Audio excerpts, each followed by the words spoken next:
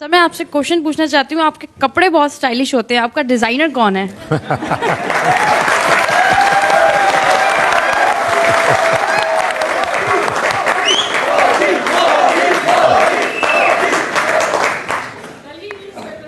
देखिए ऐसा है कि मैं अब इस ऐसी जगह पे पहुंचा हूं तो भांति भांति की बातें होती हैं, लेकिन मैं रियलिटी बताऊं।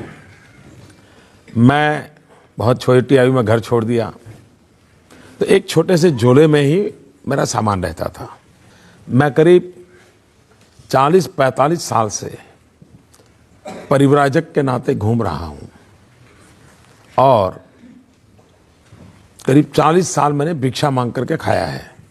मैं लोगों के घर में भिक्षा मांग करके खाता था। अब मेरा सामान कम रहे और कपड़े खुद धोता था तो कपड़े धोने में ज़्यादा तकलीफ नहीं हो, तो मैंने क्या किया, मेरा एक कुर्ता था लंबी स्लीव वाला, तो मुझे लगा कि ये जगह ज़्यादा लेता है, धोने में मेरा टाइम जाता है और बैग में, तो मैंने खुद ने काट दिया और उसमें से मेरा हाफ स्लीव बन गया। और ये कई 25-30 साल से मैं ऐसे ही कपड़े पहनता हूँ। दूसरी बात है, ये बात सही है कि मुझे ढंग से रहना, साफ सुथरा रहना, थोड़ी कलर कॉम्बिनेशन की ईश्वर ने कमाल दी है, तो मैं अपने तरीके से कर रहा हूँ। लेकिन चूंकि परमात्मा ने मुझे कुछ दिया है, हर चीज में मैं ठीक फिट बैठ जाता हूँ।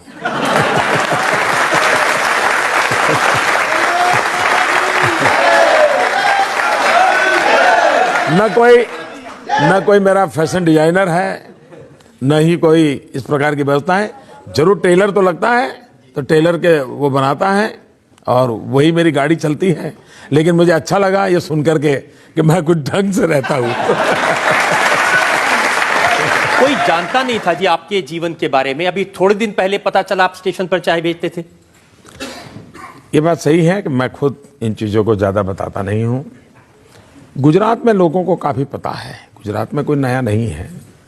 लेकिन अब जरा गुजरात के बाहर मेरी बातें बहुत हो रही, तो फिर अपने आप, और आजकल तो मीडिया इतना वाइब्रेंट है कि हमारे जेब से अगर कोई चीज़ गिर भी जाए तो अखबार में तस्वीर आ जाती है। तो पता चला फिर क्या हुआ कि एक दिन मैं यहाँ दिल्ली में आया था, शायद अक्टूबर महीने में यहाँ की रैली थी। उसी दिन कांग्रेस के लोगों ने बड़ी अनाप शनाप गालियाँ भी दी थी। मोदी तो अमेरिका का एजेंट है, टिकना है अमीरों के वगैरह वगैरह। मुझे बड़ी पीड़ा हो रही थी, मुझे लगा ये इस प्रकार की भाषा है तो एक बार मुझे कहना पड़ेगा।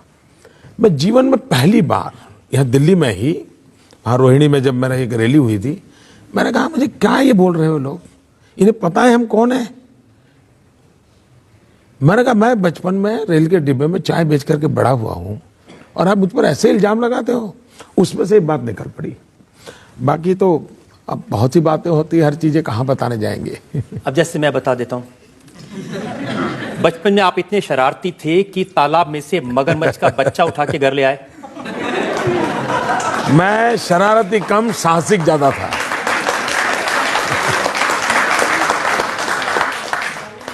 हमारी बात सही है कि थोड़ा मेरे गांव में बहुत बड़ा तालाब है और मुझे तैरने का, पानी में रहने का और कपड़े धोने जाता था तो काफ़ी कुछ। तो एक दिन ले आया, फिर स्कूल ले गया तो हमारे टीचर वगैरह बड़े परेशान हो गए। लेकिन कुछ आश्चर्य नहीं लगता कि जो चाय बेचता था स्टेशन पे, जो घर छोड़ के भिक्षा मांग के खाना खाता था, आज वो नरेंद्र मोदी ब्रांड बन गया। उसके नाम से कॉमिक बिकते हैं, साड़ियाँ बिकती हैं, चिप्स बिकते हैं, हर तरह की चीज़ नरेंद्र मोदी के नाम से बिकती है। आश्चर्य तो है, मुझे जरूर आश्चर्य है। आपकी बात से मैं सहमत हूँ, क्योंकि मेरा जो बैकग्राउंड है आज भी मेरा आप जब आश्चर्य होगा, मैं एक देश के समृद्ध राज्य का मुख्यमंत्री हूँ, लेकिन मेरी माँ आज भी 8 बाय 8 के कमरे में रहती है। इसलिए मेरे लिए तो आश्चर्य है ही। मेरा कोई बैकग्राउंड नहीं है, मेरे जीवन में कैसे आया मुझे बड़ा अजूबा लग रहा है कि ये कहाँ से हुआ है, कैसे हुआ है, पता नहीं। जनता की क्या इच्छा है, यहाँ नियति क्या क्या इच्छा है, मैं खुद ही सोच नहीं सकता हूँ। और मुझे भी कोई अगर देश के लोग सुनते हैं, कोई गाइड करे कि ऐसा मेरे जीवन में कैसे आया होगा, तो मैं भी समझना चाहूँगा। 2002 के घटनाओं के बाद पूरा भारतीय मीडिया, विदेशी मीडिया, यहाँ के राजनीतिक दल आपके पीछे हंटर लेके पड़ गए। आपको शक्ति कहाँ से मिली ये सब सहन करने की? बहुत कठिन था ये दौर, शक्ति आपने कहाँ से? अगर आप सत्य के सहारे जीते हैं तो फिर जुल्म सहने की बहुत बड़ी ताकत मिल जाती है। और मैं सत्य के सहारे जिया हूँ। जुल्म आज भी चल रहे हैं और शायद वो कठोर तपस्या थी, उसमें से मैं तप करके निकला हूँ। इसी के कारण शायद 125 करोड़ देशवासी मुझे इतना प्यार कर रहे हैं। अगर मैं तपाया न होता, कठोर अग्नि परीक्षा से न निकला होता, तो शायद देश इतना प्यार मुझे नहीं करता। आप कह रहे हैं कि आपने सत्य के साथ रहे, शक्ति भी आप में थी, तो फिर आज आपकी अदालत में आपने इन घटनाओं पर बात की है, इसके पहले आपने बात क्यों नहीं की?